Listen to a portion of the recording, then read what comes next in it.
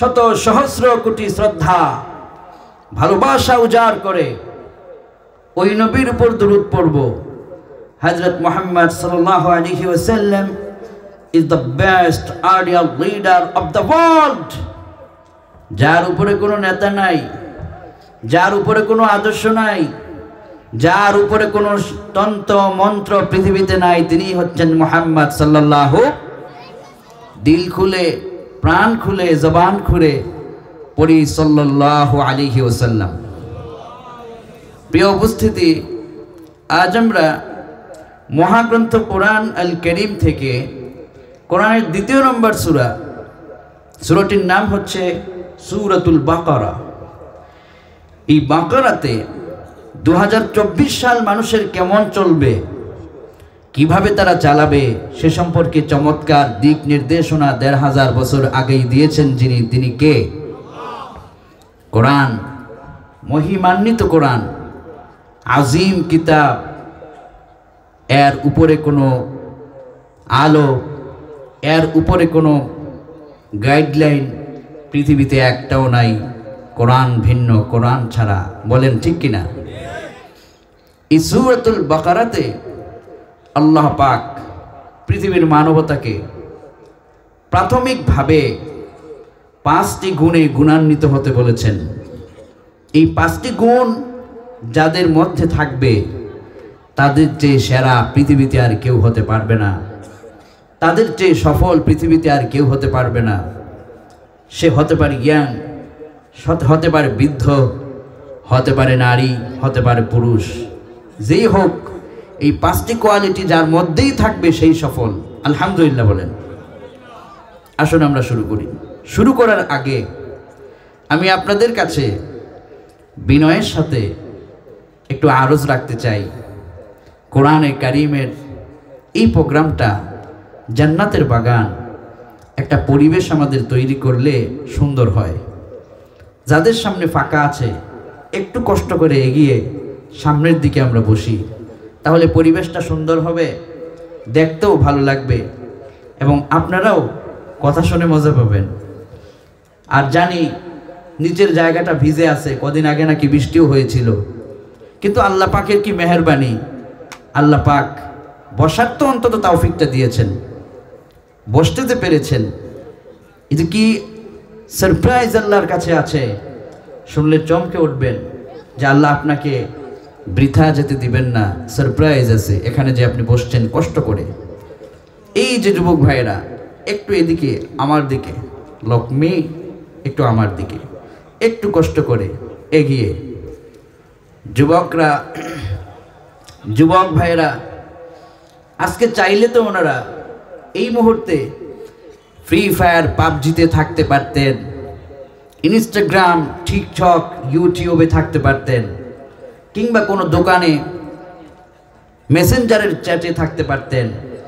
এগুলো না করে তারা কোরআনের প্রোগ্রামে বসেছেন। তো এটা প্রমাণ করে এই মৌলভীবাজারের জনতা, এই ইয়াং, এই যুব সমাজ, তারা তাদের জীবন দিয়ে আল্লাহর কোরআনকে সবচাইতে বেশি ভালোবাসে। কোন ঠিক কিনা? দেখেন সবগুলো যুবক, এই যুবকরা যদি সোজা হয়ে যায় তাহলে আগামীর বাংলাদেশ সোজা হয়ে যাবে। বাতিলরা এখানে কোরআন নিয়ে ছিনিমিনি খেলার দুঃসাহস করতে পারবে না। কোন ঠিক কিনা? যুবক, সৌভাগ্যবান যুবক তারা যারা আজকের কোরআনের প্রোগ্রামে বসে কোরআনকে তারা সম্মান জানিয়েছে। সুতরাং আসুন আমরা এবার শুরু করি। রব্বুল আলামিন মানবতার বন্ধু নবী বিশ্ব নবীকে কোরআনে কারীম দান করলেন।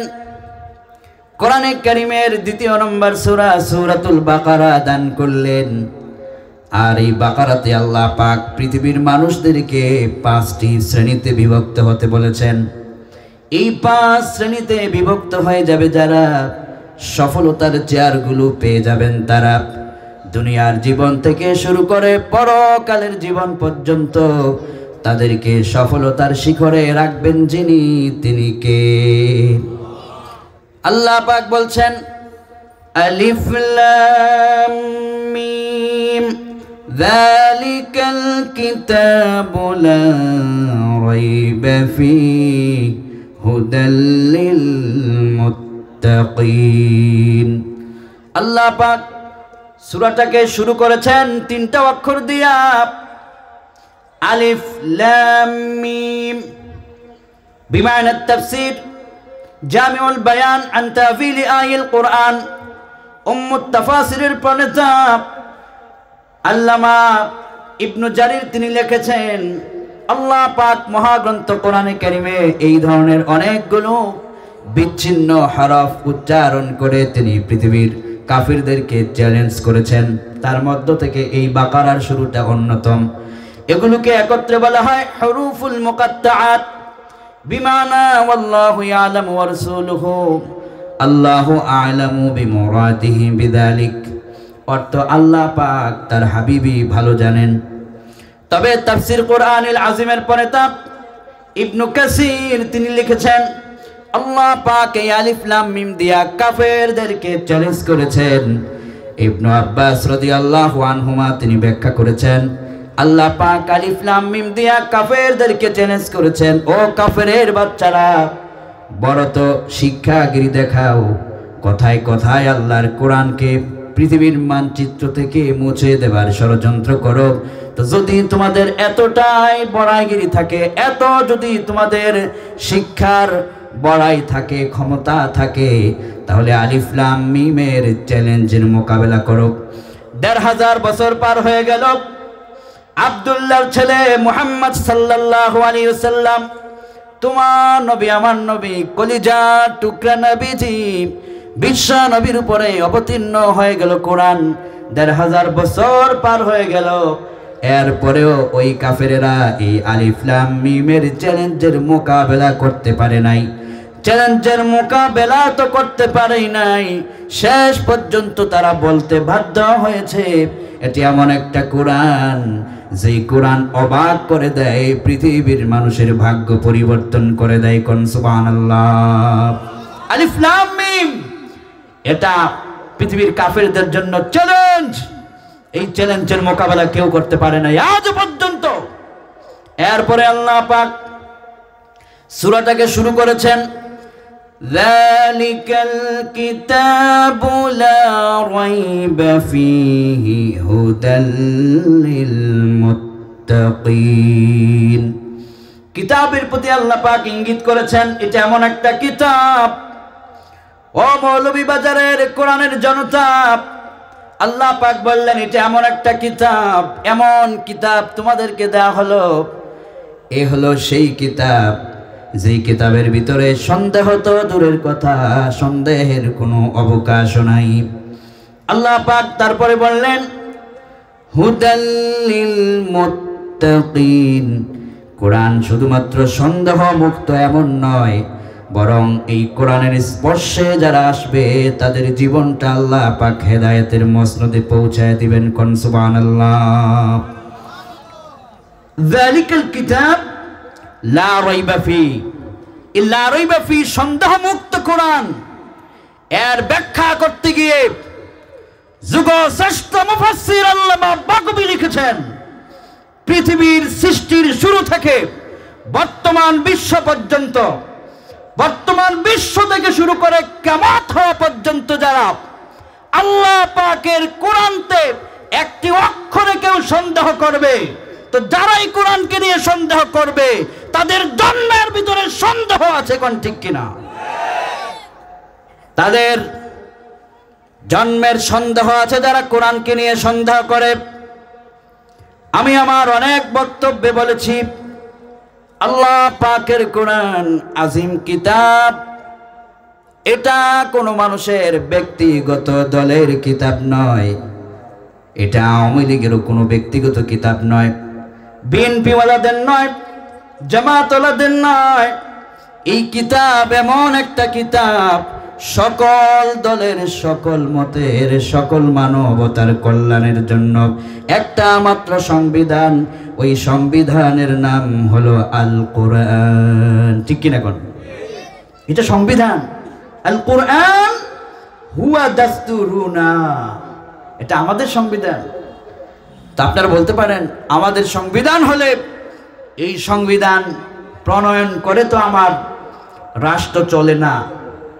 রাষ্ট্র চলে না বিদায় আপনার কোরআন সংবিধান মুক্ত এমনটি নয়। রাষ্ট্র যদি কিয়ামত পর্যন্ত কোরআন দিয়ে নাও চলে, আল্লাহর কোরআন সংবিধান ছিল, আছে, কিয়ামত পর্যন্ত থাকবে।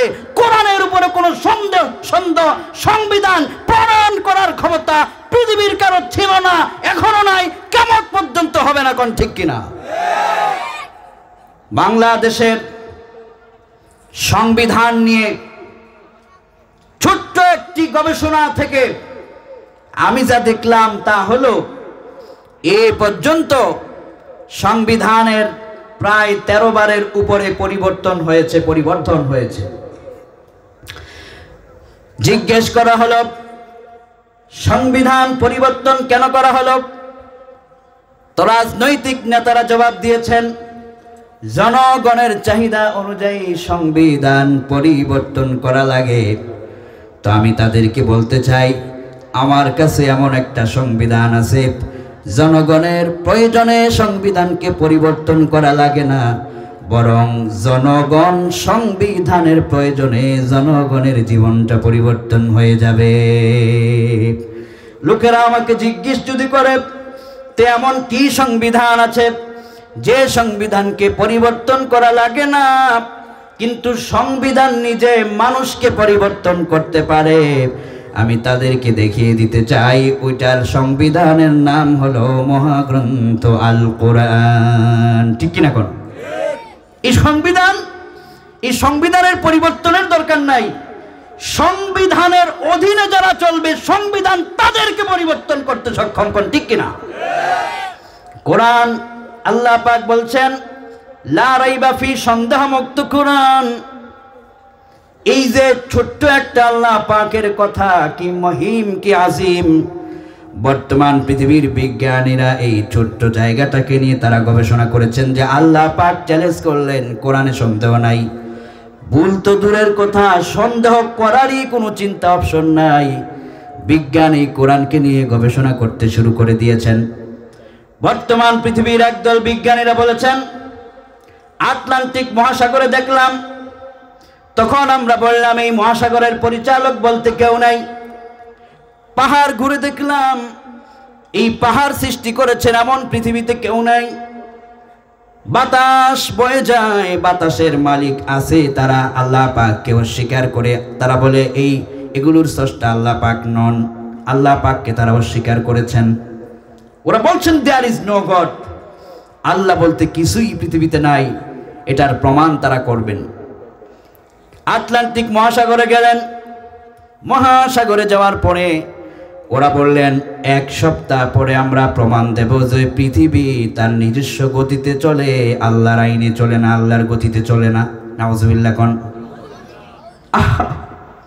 আমার মালিক, আমার রব, আমার আল্লাহকে ওরা বাদ দিতে চায়। কি দুঃসাহস, কি ভয়ঙ্কর দুঃসাহস তাদের। আল্লাহর আকাশের নিচে থাকিস, আল্লাহর দয়া পেয়ে বেঁচে আসিস, ওই মানুষটা আবার বলে আল্লাহ নাই। কি পোড়া কপাল! কত দুর্ভাগ্য! মালিককেই তারা মাইনাস করে। 1 সপ্তাহ টাইম চেয়েছে, প্রমাণ করবে আল্লাহ নাই। দুনিয়ার মুসলিম বিজ্ঞানীরা ভয়ে থরথর করে কাঁপছিল, না জানি 1 সপ্তাহ পর কি প্রমাণ তারা দেয়।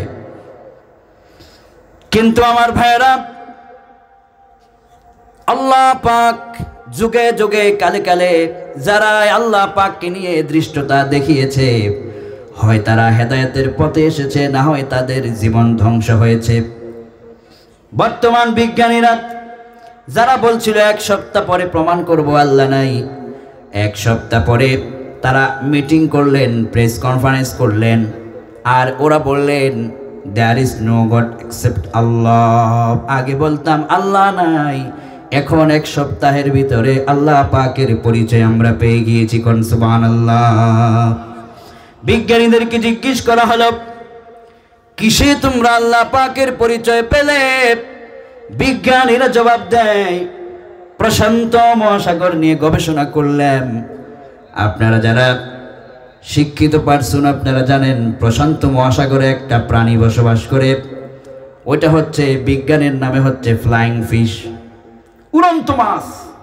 প্রশান্ত মহাসাগরে পানির নিচে সাঁতার কাটে, আবার এক সময় এই মাছ আসমানে উড়ে বেড়ায়, ঘন্টায় সে 70 কিলোমিটার বেগে দৌড়ায়, প্লেনকে সে টাটা দেয়, প্লেন চলে ইঞ্জিন নিয়া, পাইলট নিয়া, কেবিন ক্রু, এয়ার ক্রু নিয়া।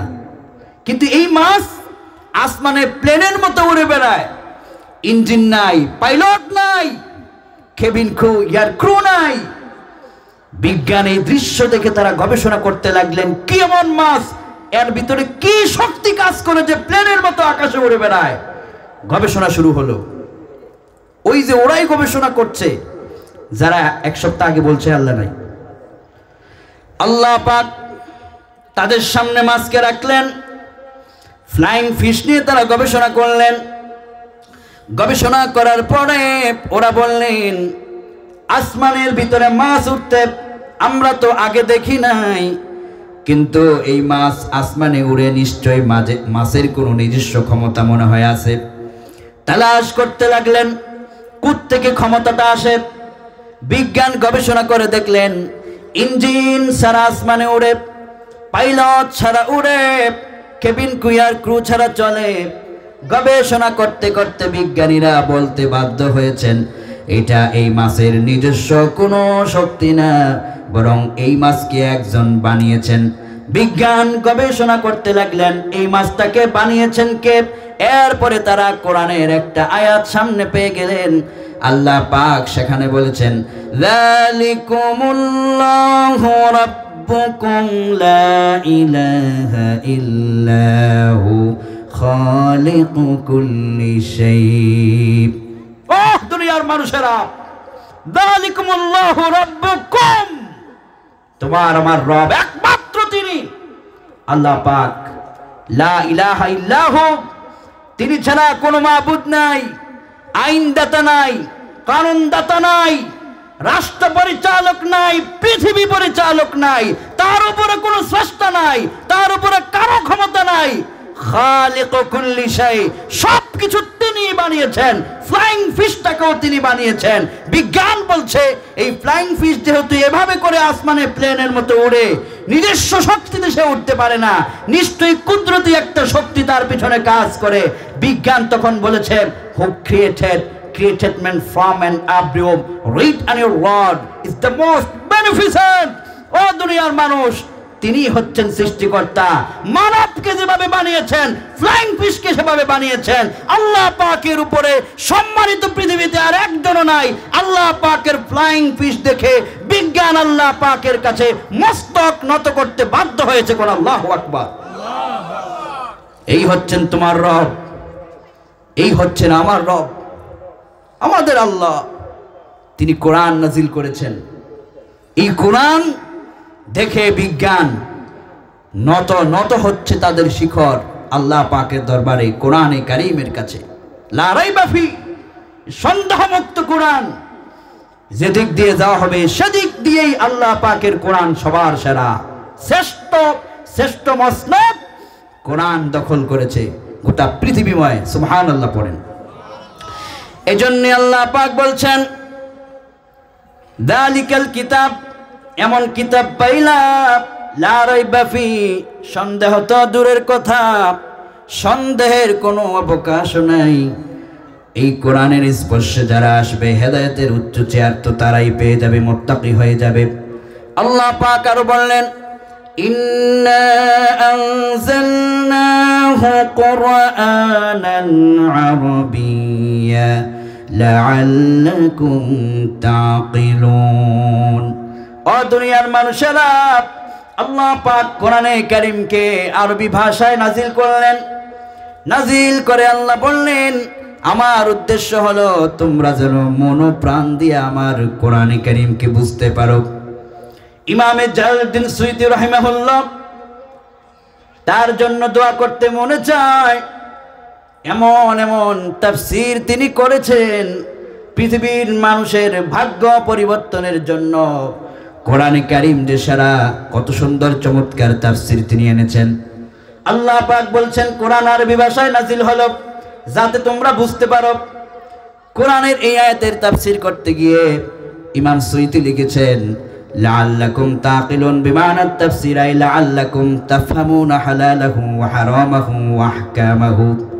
এই কোরআন তোমাদেরকে যা হালাল সার্টিফিকেট দিয়েছেন, কোরআন যা হারাম করেছেন, হালালগুলোকে তোমরা মানবে, হারাম থেকে নিজেদেরকে বাঁচিয়ে রাখবে, তবেই তোমরা কোরআনের কর্মী হয়েছ, কোরআনের আন্দোলন করো, কোরআনকে ভালোবেসেছো বলে প্রমাণিত হবে।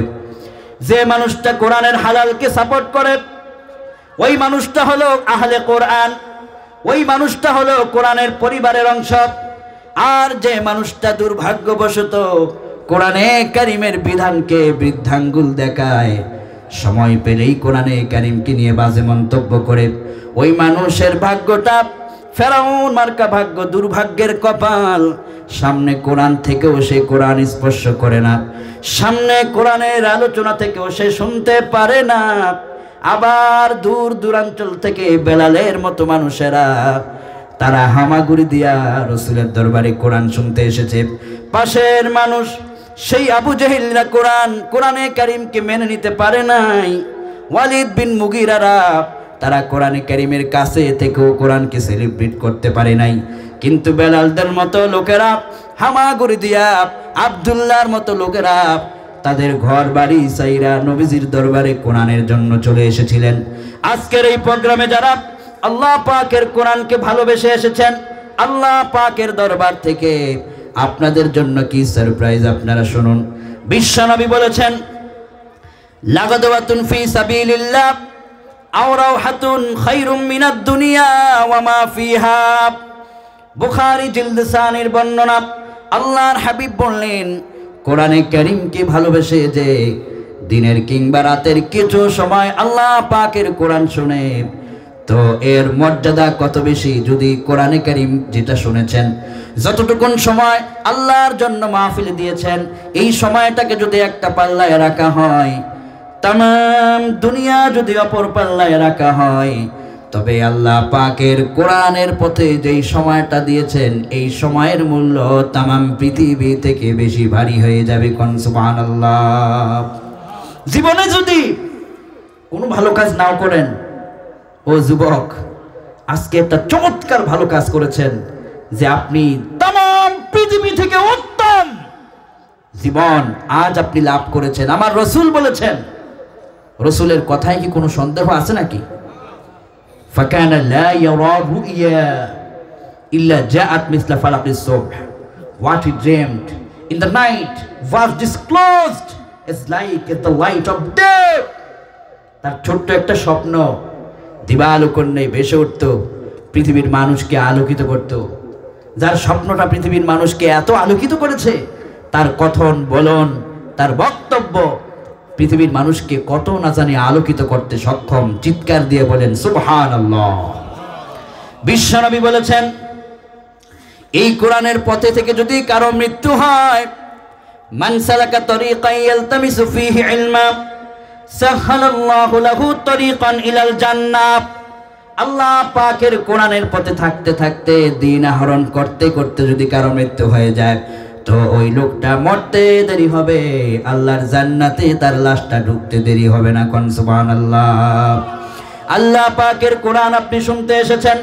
আল্লাহর হাবিব বলেছেন ওয়ান আবি উমামা রাদিয়াল্লাহু আনহু قال قال رسول الله صلى الله عليه وسلم اقرأوا القرآن اقرأوا القرآن اقرأوا القرآن فإنه يأتي يوم القيامة شفيعا لأصحابه।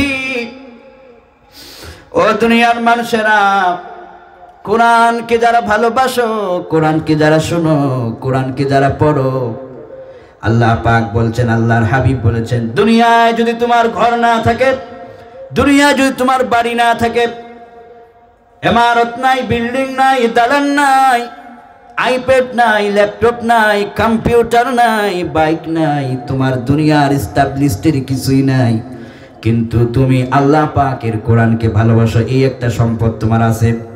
আল্লাহর হাবিব বলেছেন এই একটা মহা সম্পদ কতটুকুন কাজে লাগবে শোনো।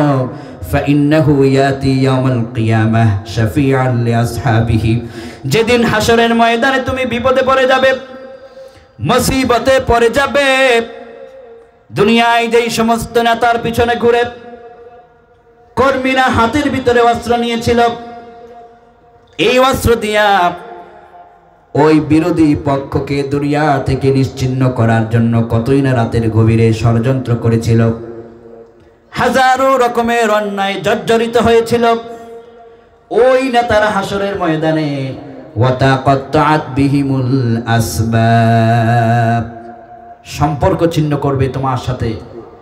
যে নেতার কথায় তুমি হাতে অস্ত্র নিয়েছিলে, যে নেতার ক্ষমতাকে পাকাপোক্ত করার জন্য কোরআনের পাখিদের উপর অগ্নি চক্ষু দিয়েছিলে, ওই নেতা কিয়ামতের দিন ওয়াতাকাত্তাআত বিহিমুল আসবাব তোমার সাথে সম্পর্ক ছিন্ন করবে, তোমাকে চিনবে না। সেদিন তুমি বুঝবে দুনিয়াতে কত বড় অপরাধ করেছিলে, কোন ঠিক কিনা? সম্পর্ক ছিন্ন করবে তোমার নেতা। নেতাকে ছেড়ে তুমি যাবে প্রাইম মিনিস্টারের কাছে। আপনার দলের লোক ছিলাম, আপনাকে পাকাপোক্ত করার জন্য অনেক কিছু করছি, দিনের কাজ রাতে সাইরা দিছিলাম, এখন একটু বাঁচান। ওরা বলবে চিনি না, তুমি কে চিনি না, নিজের চিন্তাই তো বাঁচি না। কিন্তু যারা নেতার কথায় অস্ত্র হাতে নেও নাই যুবক, অস্ত্র হাতে না নিয়ে তুমি আল্লাহ পাকের কোরআনকে হাতে নিয়েছ, অস্ত্র হাতে না নিয়ে কলমকে হাতে নিয়েছ, ইমানের হাকিকতের বইটা নিয়ে মাঝে মাঝে পড়ছ, জিহাদ ফি সাবিলিল্লাহর সংগ্রামের জন্য তুমি আল্লাহর হাবিবের জীবনী পড়েছ, আল্লাহ পাকের কোরআনের তাফসীর তাফহিমুল কোরআনটাকে পড়তে পড়তে তুমি শিখেছ। হাতের ভিতরে অস্ত্র নেও নাই, কোনো কিছু নেও নাই, আল্লাহর উপর নির্ভর রেখে তুমি চলেছ। হাসরের ময়দান যেদিন কায়েম হয়ে যাবে, ওদের নেতারা ওদেরকে ভুলে যাবে, কিন্তু তুমি যে আল্লাহ পাকের কোরআনকে ভালোবেসেছিলে, সেদিন তোমার ব্যাপারে আল্লাহ পাকের কোরআন হাসরের ময়দানে দাঁড়ায় যাবে আর বলবে, আল্লাহ এই মানুষগুলো তোমাকে ভুলে নাই, তোমার কোরআনকে ভুলে নাই, অনেক কষ্ট সহ্য করে তারা কোরআন শুনেছে, কোরআন পড়েছে, কোরআনের আন্দোলনে নিজের জীবনটাকে সাজিয়েছিল। মাঝে মধ্যে কোরআনের আন্দোলন করার কারণে ঘর থেকে তাদেরকে বাহিরে থাকতে হয়েছিল, সন্তানদের থেকে দূরে থাকতে হয়েছিল, মাঝে মধ্যে তাদেরকে গলার ভিতরে ফাঁসির দড়িও লাগানো হয়েছিল, আবার মাঝে মাঝে তাদেরকে হসপিটালের ভিতরে নিয়েও জীবনটারে শেষ করে দেওয়ার ষড়যন্ত্র করা হয়েছিল। এত কিছু করার পরও তারা জীবনের শেষ মুহূর্ত পর্যন্ত কোরআনের সঙ্গে লেগেছিল। আমার মনে পড়ে গিয়েছে, এদেশে একজন যুদ্ধ অপরাধ যাকে দেওয়া হয়েছিল, তার ফাঁসির রায়ের আগে বলা হয়েছিল, আপনি যদি বলেন এই মুহূর্তে ক্ষমা চান, তবে আপনাকে ক্ষমা করে দেয়া হতে পারে। তিনি সেদিন বলছিলেন, দুনিয়ার সকল মানুষদেরকে একযোগে জানায় দাও, ফয়সালা জমিনে নয়, ফয়সালা রাষ্ট্রপতির হাতে নয়, ফয়সালা প্রাইম মিনিস্টারের হাতে নয়, আমি মরব না বাঁচবো তার ফয়সালা আল্লাহ রব্বুল আলামিনের হাতে। আল্লাহ পাক যদি আমার এই শাহাদাতে কবুল করে ফেলেন, তিনি যদি আমার প্রতি রাজি হয়ে যান, তো আমার এই বিশ্বাস, আমার এক বিন্দু রক্ত ফোটার কারণে যদি আল্লাহর জমিনে আল্লাহর দ্বীনের সূর্য উঠে যায়, দিন প্রতিষ্ঠা হয়ে যায়, তবে আখিরাতে আমার জীবনটা, মৃত্যুটা ধন্য হয়েছে বলে আমি ধরে নেব। ওই সমস্ত মানুষেরা যারা কোরআনের জন্য গলার মধ্যে ফাঁসির দড়ি লাগায়, এরপরও বাতিলদের কাছে মাথা নত করে না। কদিন আগে দুনিয়া থেকে বিদায় হয়েছিলেন কোরআনের পাখি আল্লামা দেলওয়ার হোসেন সাঈদী রহমাতুল্লাহ আলাই। ওনার সঙ্গে যে ঘটনা ঘটেছে তিনি নিজে বলেছেন, ওনাকে বলা হয়েছিল, আপনি শুধুমাত্র একটা কাজ করেন, আপনি যেই কোরআনের দল করেন এটাকে ছেড়ে দেন, তো আপনাকে মুক্ত করে দেওয়া হবে, আপনার সম্মান আরো বাড়িয়ে দেওয়া হবে। কি চান আপনি? চেয়ার চান, ক্ষমতা চান, টাকা পয়সা মসনদ চান, আপনাকে দেওয়া হবে। কোরআনের পাখি এক যুগে বলেছিলেন, যে মানুষ জীবনে একবার আল্লাহর কোরআনকে হাতে নেয় সংবিধান বানায়া, ওই মানুষটা মানব রচিত সংবিধানের কাছে মাথা নত করতে পারে না। কোরআনের পাখি নত করেন নাই, দুনিয়া থেকে বিদায় হয়ে গেলেন। বিদায় হবার পরে দুনিয়ার মুসলমান দেখেছে যে কোটি কোটি মানুষ তার বাবা মারা গেলে যে কষ্ট না হতো, আল্লামার মৃত্যুতে তার চেয়ে বেশি কষ্ট মানুষ পেয়েছে। মক্কা মুকাররমায় তার জানাজা হয়েছে, মদিনা মুনাওয়ারায় হয়েছে, পৃথিবীর রাষ্ট্রগুলোতে বাংলা মুসলমান যারা আছে কাবার গিলাফ ধরে ধরে দোয়া করেছে। আমি তো মনে করি এটা আল্লাহর কোনো নিজস্ব শক্তি নয়, এটা কোরআনে কারিমের জন্যই মানুষের হৃদয়ে এই ভালোবাসা। কোন ঠিক কিনা? কোরআন, এটা কোরআন। কোরআনকে যে বুঝবে না, জীবন পুরা কপাল। কোরআনকে যে একটু বুঝবে, কোরআন কি চমৎকার কাজ করবে তার পিছনে। ওই যে বলছিলাম সেদিন, নেতা বলবে চিনি না, নেতার উপরের নেতাকে যাবে উনিও বলবেন চিনি না, লাস্ট পর্যন্ত প্রাইম মিনিস্টার পর্যন্ত যাওয়ার পরেও তিনি বলবেন চিনি না। এরপরে যারা কোরআনের আন্দোলন করেছে, কোরআনকে ভালোবাসে, এই মানুষটা যখন বিপদে পড়ে যাবে হাসরের ময়দানে, আল্লাহ পাকের পুরস্কার তখন শুরু হয়ে যাবে। ফাইন্নাহু ইয়াতি ইয়াউমাল কিয়ামাহ শাফিআন লিআসহাবিহি। কোরআনে কারীম দাঁড়ায় যাবে, বলবে আল্লাহ আমার কথা আছে, আমার কথায় আপনি মঞ্জুর করেন। আল্লাহ পাক কোরআনকে পারমিশন দিবেন, কোরআন সেদিন কথা বলবে। কোরআন বলবে আল্লাহ ওই সিলেটের জমিনে মৌলভী বাজারের ওই কোরআনে কারিমের প্রেমিকরা তারা জীবন দিয়ে কোরআনকে মহাব্বত করেছে, ভালোবেসেছে। আজকের জীবনে তারা বিপদে পড়ে গেছে, আমি কোরআন তাদের সপক্ষে আপনার কাছে সুপারিশ করতে চাই। যারা আপনার কোরআনকে সাপোর্ট করেছে, ভালোবেসেছে, আমাকে পারমিশন দেন, তাদের পক্ষে আমি আপনার দরবারে সুপারিশ করতে চাই। আল্লাহ পাক কোরআনে কারিমকে সুপারিশের ক্ষমতা দান করবেন। কোরআন সেদিন সুপারিশ করবে। নবী আমার বলেছেন, কোরআনের সুপারিশে সেদিন যারা দুনিয়াতে আল্লাহ পাকের কোরআনকে সম্মান করেছে, ভালোবেসেছে, কোরআনের সুপারিশে সেই মহা মুসিবতের দিনে আল্লাহ তাদেরকে মাফ করে দিবেন। কোন সুবহানাল্লাহ। পক্ষান্তরে ওদের অবস্থাটা কি হবে? ওদের নেতা নেত্রীরা চিনবে না। কিন্তু যুবক, তুমি যে কোরআনকে বুকে নিয়েছ, তোমার কোরআন সেদিন তোমার সাথী হবে, তোমার কোরআন সেদিন তোমার সপক্ষে সাক্ষী দিবে। এবার তুমি সিদ্ধান্ত নাও, তুমি কাকে সাথী বানাবে। যদি কোরআনকে তুমি সাথী বানাতে হয়, কোরআনকে সাথী বানাবে, এটা যদি তোমার লাস্ট সিদ্ধান্ত হয়, তাহলে বুক ফুলিয়ে বলো, জমিন যার আইন চলবে চাল, মানব রচিত মতবাদ দিয়ে বাংলার জমিনে শান্তি ফিরে পাওয়া সম্ভব নয়, সম্ভব নয়, সম্ভব নয়। বলেন ঠিক কিনা?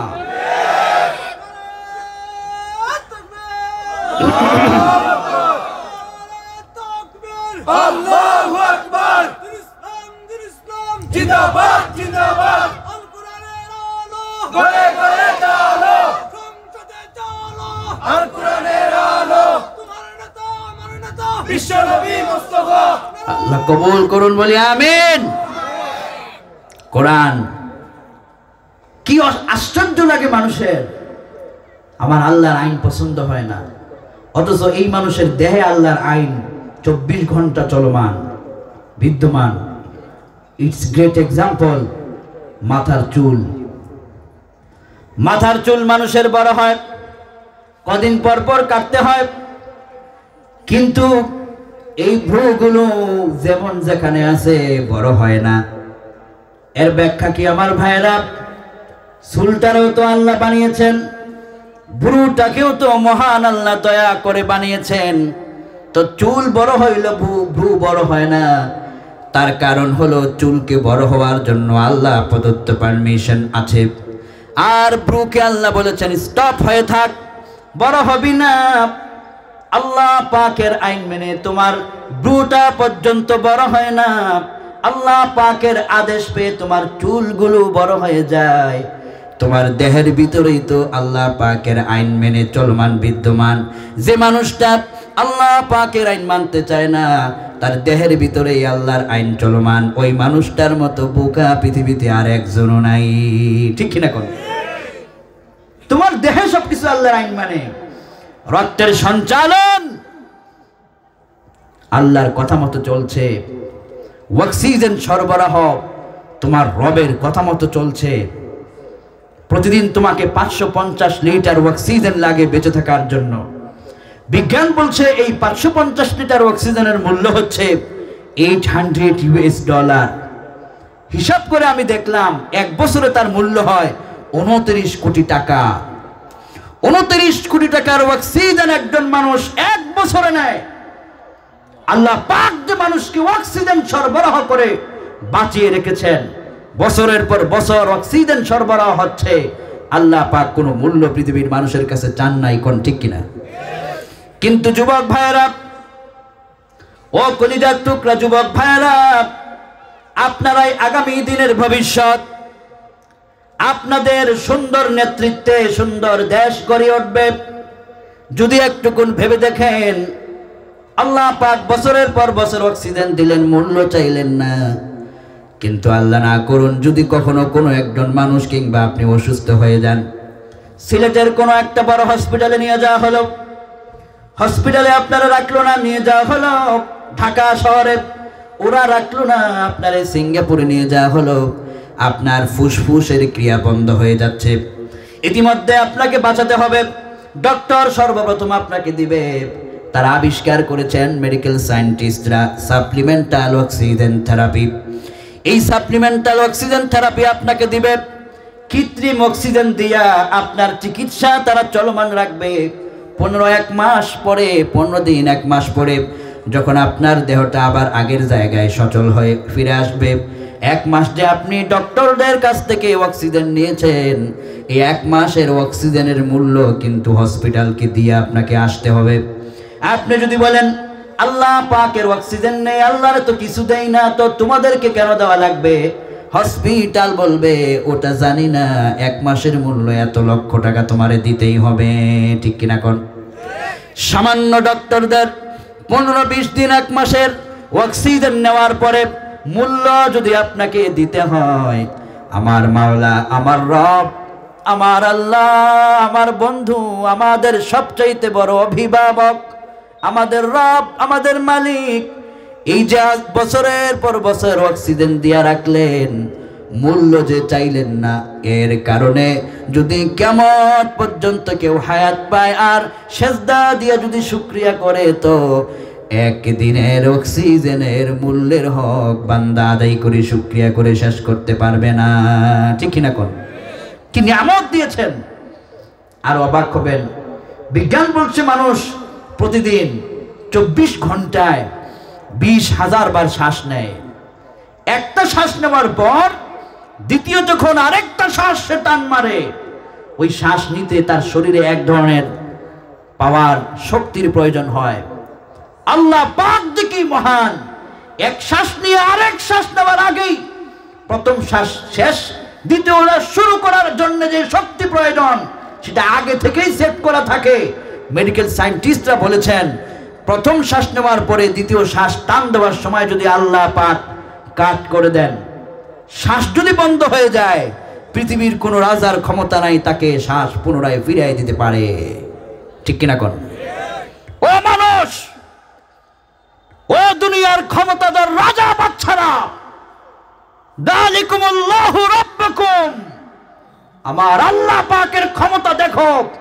তোমার শ্বাসটা যদি বন্ধ করে দেন আল্লাহ পাক, পৃথিবীর যত বড় ডক্টর হোক স্বাস্থ্য ফিরে দিতে পারে না। তো এখান থেকে বোঝা যায় পৃথিবীর মানুষেরা আল্লাহ পাকের কাছে কত ছোট, কত নগণ্য, আমার আল্লাহ পাক কত বড়, কত মহান। কোন ঠিক কিনা?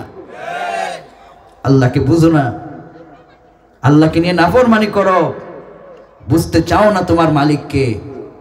এই শ্বাস যদি স্টপ হয়ে যায়, তোমার দুনিয়ার ঘন্টা ফুরে যাবে, সাহেবগিরি চলে যাবে, মাটির নিচে তোমার বাসস্থান হবে, পৃথিবীর সবাই তোমাকে ভুলে যাবে, তোমার ক্ষমতা 2-1 ঘন্টার মধ্যেই সব শেষ। ঠিক কিনা কোন? আমি তো যুবক ভাইদেরকে বলি, ও যুবক ভাইরা, সকাল 5টায় যদি কারো মৃত্যু হয়, গভীর মনোযোগ দেন। এই মুহূর্তে তিনি দেশের সবচাইতে উচ্চ পদস্থ মানুষ। সকাল বেলায় তার 5টা বাজে মরণ হয়েছে, 6টা বাজার আগেই মাইকে তার মৃত্যুর ঘোষণা নেমে আসবে। এরপরে 7টার আগে তার কাফনের কাপড় কেনার জন্য মানুষ বাজারে দৌড়াবে। 8টার আগে তার গোসলের সরঞ্জাম রেডি হবে। 9টা বাজতে না বাজতে তার গোসল শেষ হয়ে যাবে। 10টা বাজতে না বাজতে নতুন কাফনের কাপড় গায়ে পরায় দেওয়া হবে। যে মানুষটা দামি দামি ব্লেজার পরেছে, এক একটা ব্লেজারের মূল্য তার 30,000 টাকা, 40,000 টাকা। এটা এক একটা সানগ্লাসের মূল্য তার লক্ষ লক্ষ টাকা। হাতের ঘড়ি দিয়েছে, এক একটা ঘড়ির মূল্য তার লক্ষ লক্ষ টাকা।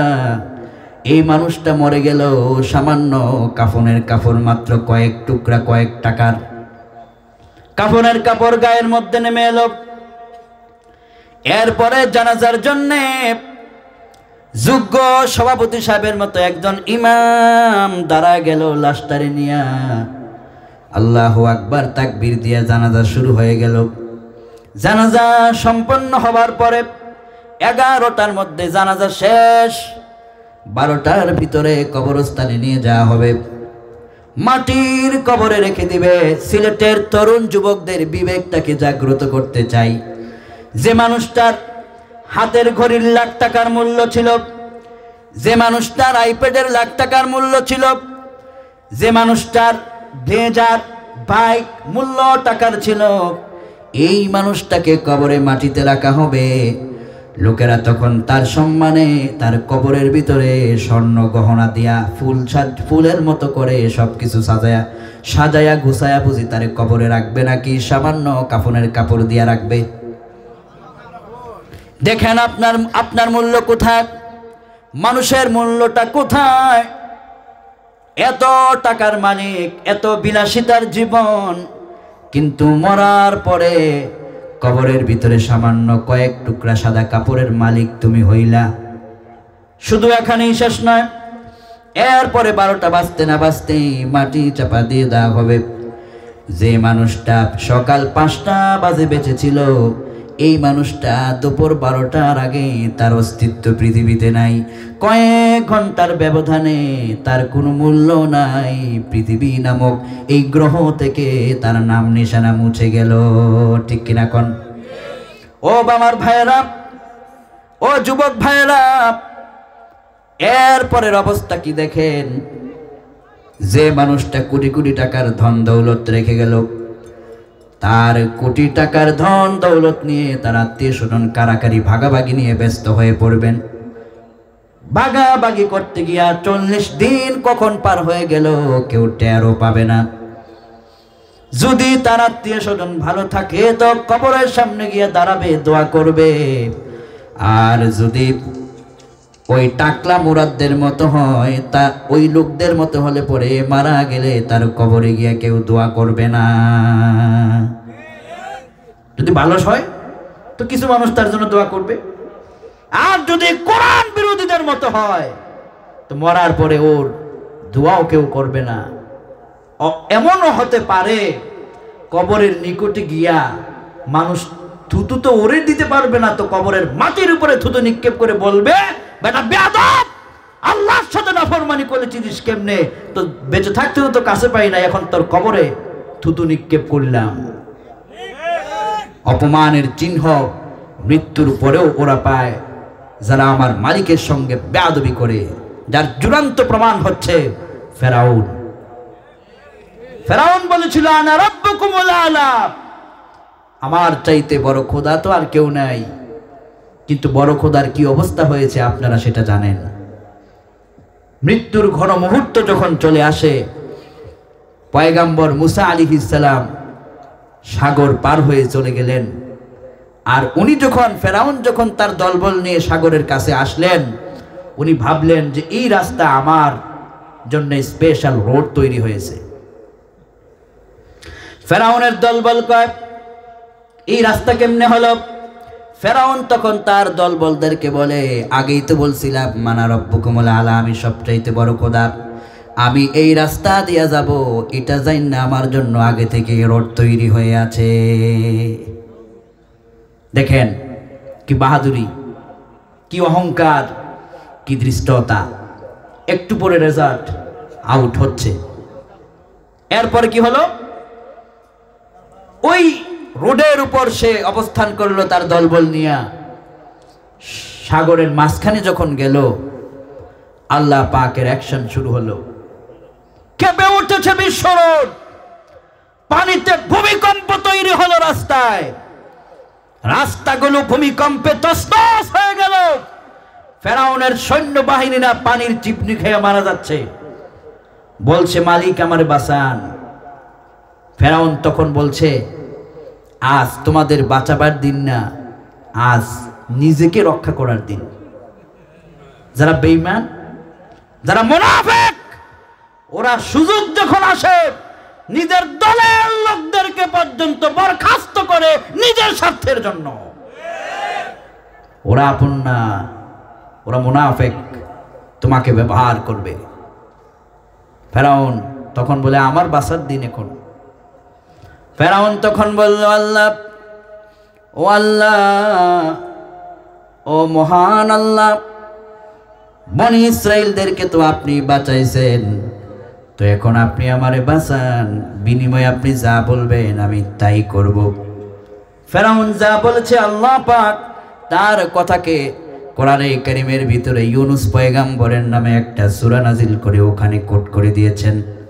ফেরাউন বলেছিল আমানতু আন্নাহু লা ইলাহা ইল্লাল্লাযী আমানাত বিহি বানু ইসরাঈল ওয়া আনা মিনাল মুসলিমিন। আমানতু আন্নাহু লা ইলাহা ইল্লাল্লাযী আমানাত বিহি বানু ইসরাঈল। আল্লাহর কি যুক্তি দিয়ে বুঝায়? আল্লাহ, ওই যে বনি ইসরাঈলরা ঈমান আনছে আপনার উপর, তা আমিও ঈমান আনলাম, ওদেরকে রক্ষা করছেন তো আমারও রক্ষা করেন। আমার আল্লাহ পাক তিনি রহমান, তিনি রহিম, কিন্তু আল্লাহ পাককে যখন কেউ খেপিয়ে দেয়, আল্লাহ পাকের আযাব যখন চলে আসে, এই আযাব থেকে বাঁচাবার অথরিটি পৃথিবীর কারো থাকে না। যেমন এই দৃষ্টান্ত।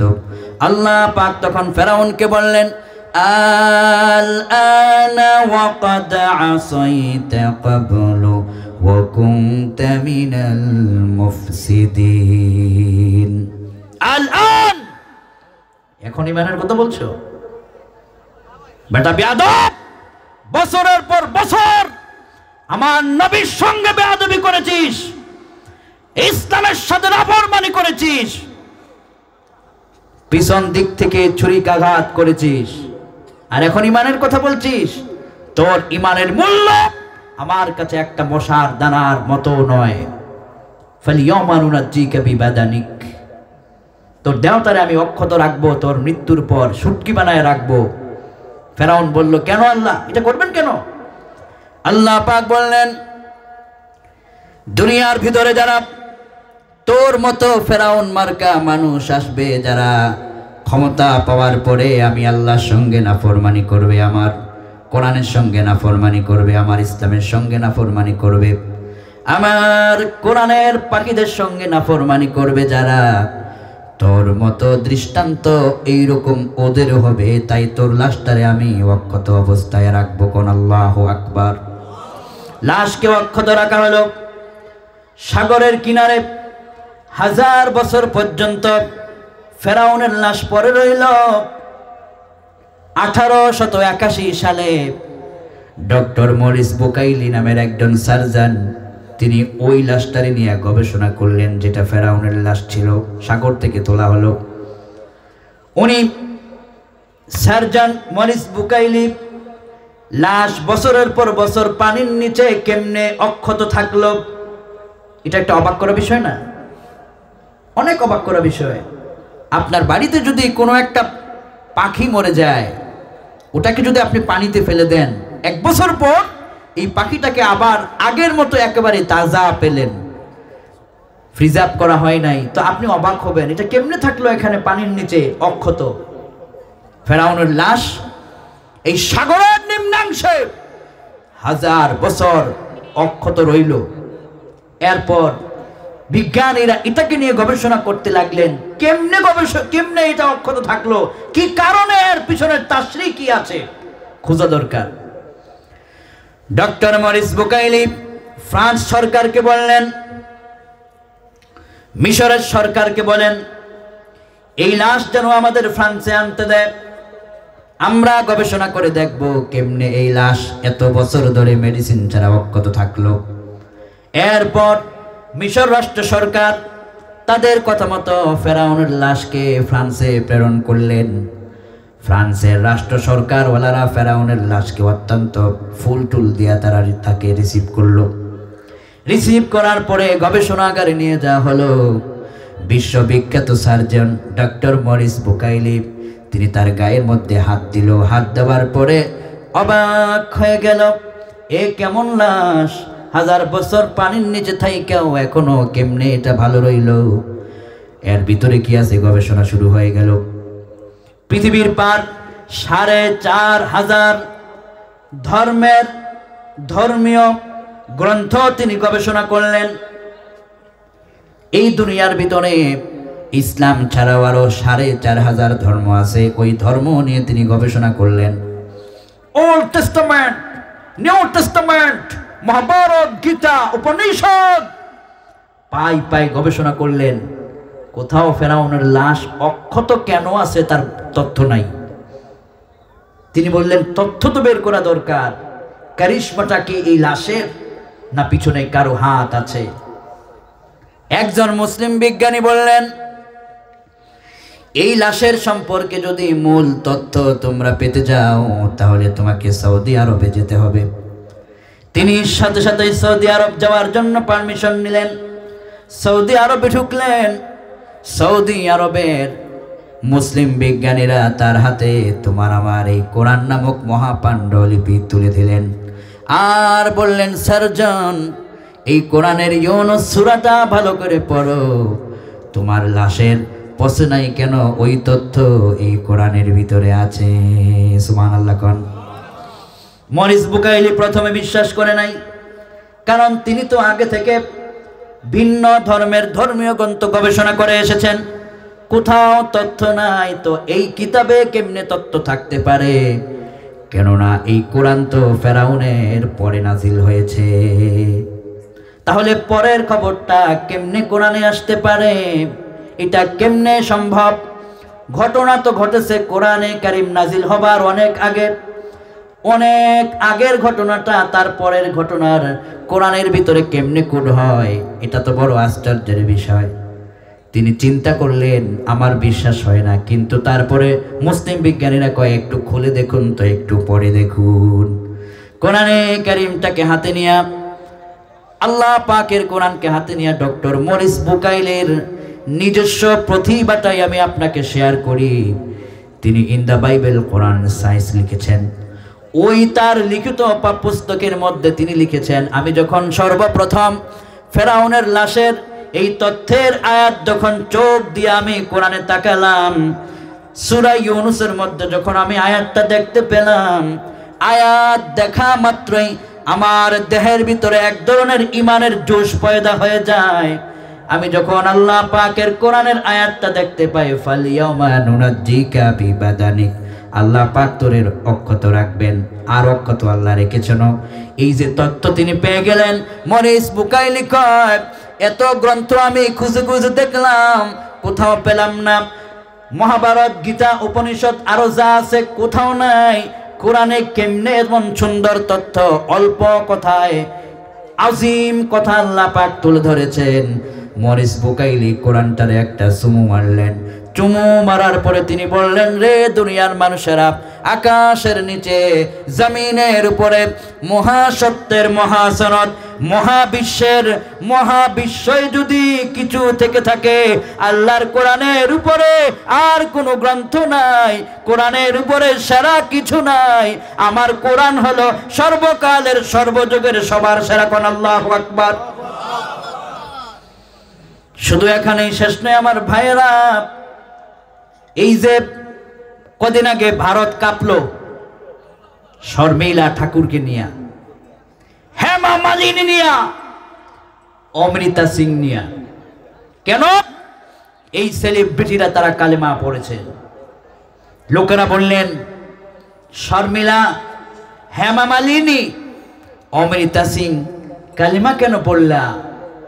ভারতের বুকে যখন মুসলমানদের উপর নির্যাতন চালানো হয়েছিল, কাশ্মীরে মুসলমানদের উপর জুলুম চলছিল, ভারতের রাজপথে মুসলমানদের রক্তে রঞ্জিত যখন হয়েছিল, শর্মিলা ঠাকুরেরা, অমিতা সিংয়েরা, হেমা মালিনীরা কালেমা পড়ে মুসলিম হয়েছে। বিশেষজ্ঞগণ জিজ্ঞেস করলেন, তোমরা কেন কালেমা পড়লে? ওরা জবাব দিয়েছে, রাতের গভীরে একদিন কোরআনের অ্যাপস সামনে ভেসে উঠেছে, ওখানে লেখা ছিল দা হোলি কোরআন। আমরা যখন ক্লিক করলাম, কোরআনের স্পর্শ যখন পেলাম, পড়তে লাগলাম। পড়তে পড়তে কোরআনের আকর্ষণে একদিন মনে অজান্তে আল্লাহ পাকের কোরআনের কাছে চুমু খেয়ে কালেমা পড়ে মুসলমান হতে বাধ্য হলাম। কোন আল্লাহু আকবার। যুবক, গুগল সার্চ করো, search for Google and YouTube, ওখানে লিখো হেমা মালিনী কেমনি মুসলিম হলো, সব দৃষ্টান্ত তুমি দেখতে পাবে। যুগে যুগে এই সেলিব্রিটিরা কোরআন দেখে কালিমা পড়ে মুসলিম হচ্ছে। গোড়া ইউরোপকে কাঁপিয়েছিল বক্সার মোহাম্মদ আলী, কালিমা পড়েছিল সে। অ্যান্ড্রু টেট কালিমা পড়েছিল কদিন আগে আমেরিকাতে, গোটা ইউরোপ কেঁপে উঠেছিল।